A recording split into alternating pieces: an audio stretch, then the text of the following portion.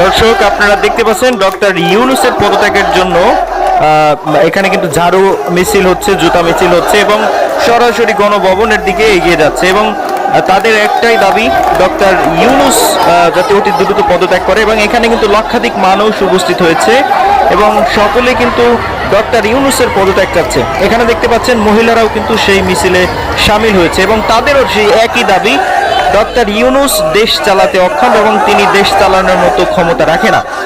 তাই তো এখানে লক্ষাধিক মানুষ একত্রিত হয়েছে ডক্টর ইউনূসের পদত্যাগের দাবিতে।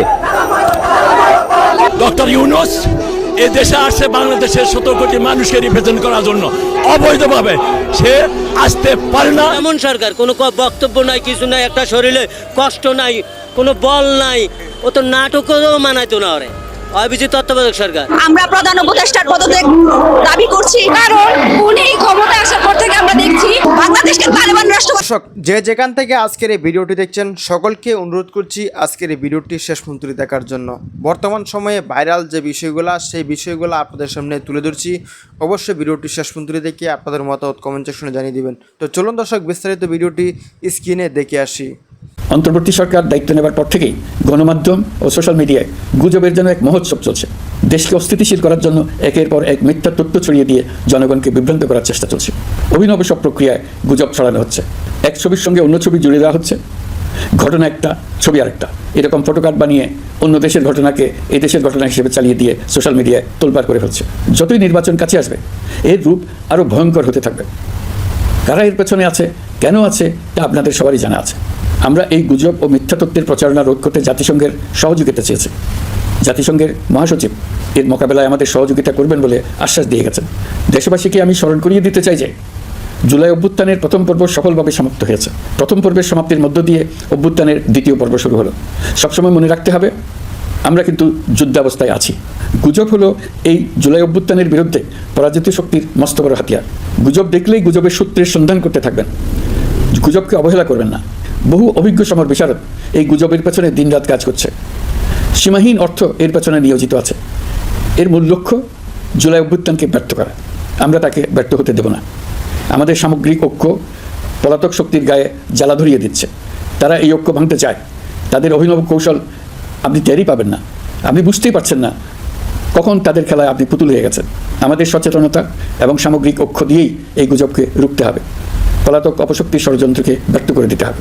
প্রিয় দেশবাসী, আপনারা জানেন ইতিমধ্যে জাতীয় ঐকমত্য কমিশন তাদের কাজ শুরু করেছে। 6টি সংস্কার কমিশনের 166টি সুপারিশ ও পূর্ণাঙ্গ প্রতিবেদন সহ 38টি রাজনৈতিক দলের কাছে চিঠি দেওয়া হয়েছে। ইতিমধ্যে রাজনৈতিক দলগুলোর সঙ্গে বৈঠক শুরু হয়েছে। দেশের রাজনৈতিক দলগুলো খুবই ইতিবাচকভাবে সংস্কার কাজে সাড়া দিয়েছেন, তাদের মতামত তুলে ধরছেন।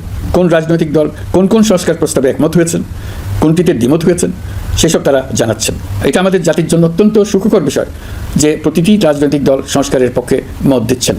ঐকমত্য কমিশনের মাধ্যমে সকল রাজনৈতিক দলের মতামত নেওয়ার কাজ এখন চলমান আছে। কমিশনের লক্ষ্য যে সকল বিষয়ে রাজনৈতিক দলগুলো একমত হবেন সেগুলো চিহ্নিত করা এবং তার একটা তালিকা প্রস্তুত করা। যে সকল দল এতে একমত হয়েছেন তাদের স্বাক্ষর নেওয়া। এই তালিকাটাই হবে জুলাই চার্টার বা জুলাই সনদ। আমাদের দায়িত্ব জাতির সামনে পুরো প্রক্রিয়াটা স্বচ্ছভাবে তুলে ধরা এবং প্রক্রিয়া শেষে নির্বাচনের আয়োজন করা।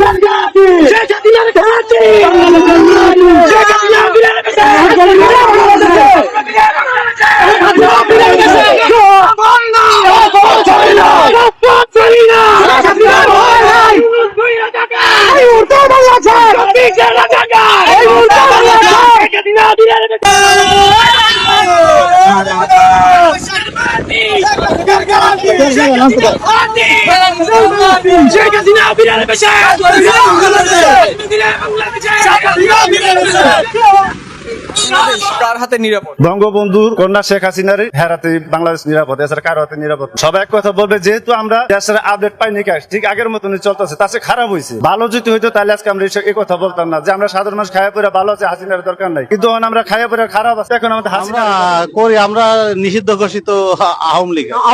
হ্যাঁ, আবার কি আওয়ামী লীগকে চান? পরিবেশ পরিস্থিতি যদি আওয়ামী লীগ আসে তাহলে ভোট দেবো। আওয়ামী লীগ যদি নির্বাচনে অংশগ্রহণ না করে, মানে নিষিদ্ধ যেহেতু, সেক্ষেত্রে কি করবেন? যেতেও পারি, নাও পারি। নির্বাচনে ভোট দিতে যাবেন না? গত 1 বছরে কোনো নিরাপত্তা দেখেছেন আপনারা? আমি তো দেখি নাই। যেখানে যাই ছিনতাই, ধর্ষণ, কোনো কিছু বিচার হয়? বিচার তো পাচ্ছি না। বলে কি যে শেখ হাসিনা নাকি স্বৈরাচার ছিল, মানলাম শেখ হাসিনা স্বৈরাচার, কিন্তু আমার তো এখন সবকিছু এই গত 1 বছরের ইন ডিটেল আমি পর্যবেক্ষণ করার পরে বাংলাদেশের একজন সিভিল নাগরিক সিটিজেন আমি বলতে বাধ্য হচ্ছি যে ইউনূস সরকার নিজেই একজন স্বৈরাচার, ইউনূসগণ নিজেই স্বৈরাচার। তার সময় কোনো কথা বলতে গেলেই লীগের দালাল, তার কোনো ভুল ধরতে গেলে তাদের কোনো ভুল ধরতে গেলেই ভারতের দালাল, ছাত্রলীগের দালাল, এইটা সেটা। ভাই এগুলো কি?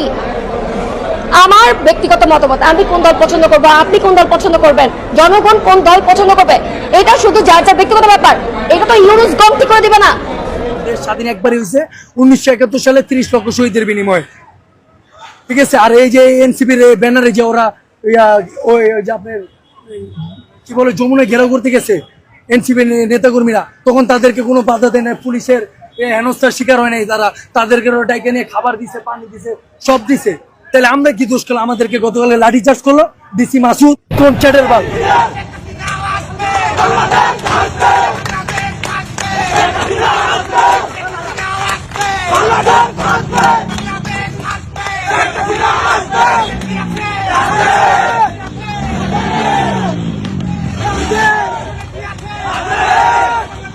সম্মানিত দর্শক মণ্ডলী, আশা করি সম্পূর্ণ ভিডিওটি দেখলেন এবং আজকের এই ভিডিও সম্বন্ধে আপনাদের মতামত অবশ্যই কমেন্ট সেকশনে জানিয়ে দেবেন।